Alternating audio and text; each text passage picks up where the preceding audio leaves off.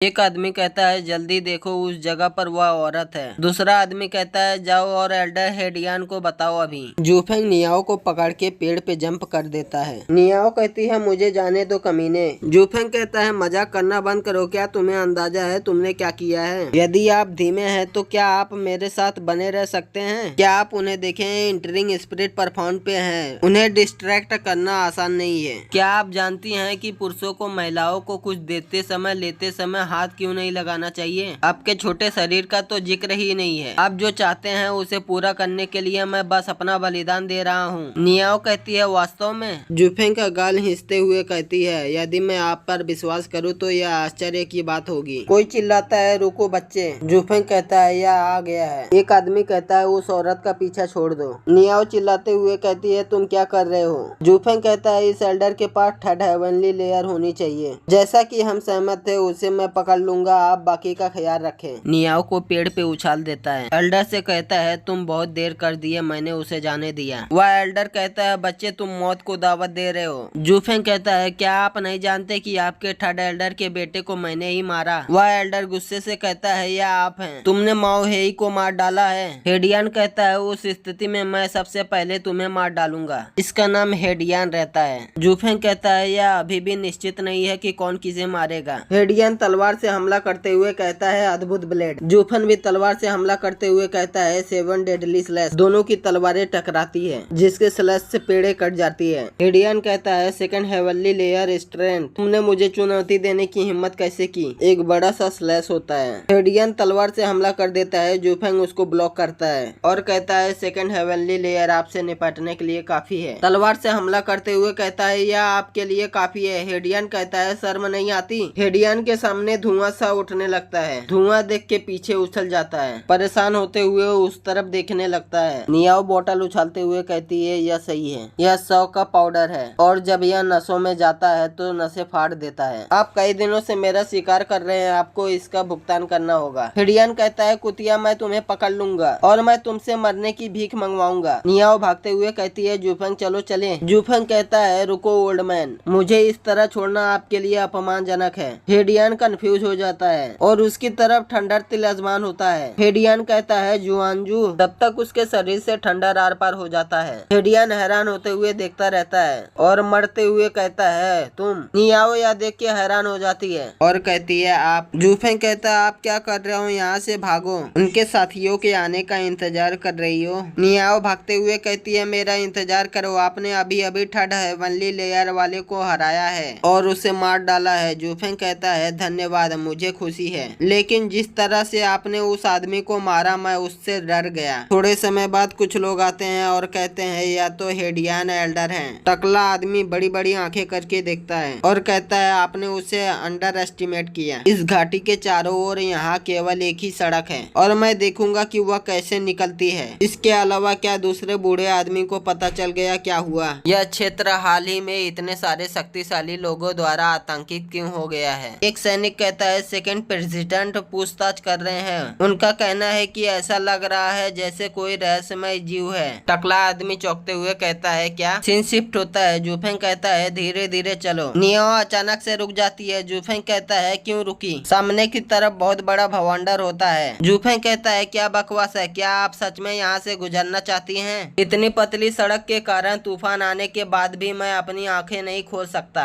और अगर मैं खाई में गिर गया तो मैं मर जाऊंगा। नियाओ कहती है यह एकमात्र रास्ता है। फिर कहती है मुझे गले लगाओ। जूफेंग ब्लश करते हुए कहता है यह कितना शर्मनाक है। उसके बाद नियाओ के कमर पे हाथ रख देता है, दूसरे हाथ से पैर पकड़ के उठाते हुए कहता है यह बहुत तेजी से हो रहा है, यह हर किसी को आश्चर्यचकित कर देने वाला है। नियाओ कहती है मुझे समझ में नहीं आ रहा है कि आप बिल्कुल भी शर्मिंदा हैं। अगर मेरी हालत तूफानों को झेलने की होती तो मैं तुम्हें गले लगाने नहीं देती। जूफेंग कहता है क्या यह काम करेगा? नियाओ कहती है चिंता मत करो, मैं इस रास्ते से अनगिनत बार आ चुकी हूँ। भले ही मैं देख नहीं पा रही हूँ लेकिन मैं जान सकती हूँ कि कैसे जाना है। जैसे मैं कहती हूँ वैसे करो। जूफेंग कहता है ठीक है। नियाओ कहती है नीचे मत देखो, ध्यान केंद्रित करो बाएं और बाएं। जूफेंग मौके का फायदा उठाने लगता है। नियाओ चिल्लाते हुए कहती है आपका हाथ कहाँ स्पर्श कर रहा है? जूफेंग कहता है बहुत तनावपूर्ण है। नियाओ कहती है थोड़ा संभल जाओ, मेरा ध्यान भटकाओगे तो एक कदम गलत उठाओगे, आपको तब तक इंतजार करना होगा जब तक तूफान आपको टुकड़ों में काट ना दे। जूफेंग कहता है यह सिर्फ एक दुर्घटना थी, एक दुर्घटना। मैं सुनिश्चित करूंगा कि ऐसा दोबारा ना हो। नियाओ कहती है जब तुम बाहर निकलो तो सावधान रहो और मेरे पीछे आओ। हाल ही में इस क्षेत्र में कई परफॉर्म्ड प्रैक्टिशनर दिखाई दिए हैं। यदि आप यहाँ कुछ ढूंढ रहे हैं तो मैं आपको सलाह दूंगी कि आप इसी के बारे में सोचे ना। यदि आपको यह मिल भी जाए तो आप इसे अपने साथ नहीं ले जा सकेंगे। आखिरकार इसका पता चल गया। जूफेंग कहता है क्या आप जानते हैं यहाँ क्या है? नियाओ कहती है यह कोई रहस्य नहीं है, यह एक मास्टर का निवास स्थान है। यहाँ कुछ खजाने होना सामान्य बात है। जूफेंग कहता है क्या आप इस जगह को बहुत अच्छी तरीके से जानते हैं? आप पहले कभी यहाँ नहीं आए? नियाओ कहती है सबसे पहले मुझे नीचे उतारो। जूफेंग नीचे उतरते हुए कहता है वाह। नियाओ कहती है मुझे यहाँ के खजाने में कोई दिलचस्पी नहीं है। जूफेंग अजीब सा मुंह बनाते हुए कहता है मुझे विश्वास है कि तुम भूत हो।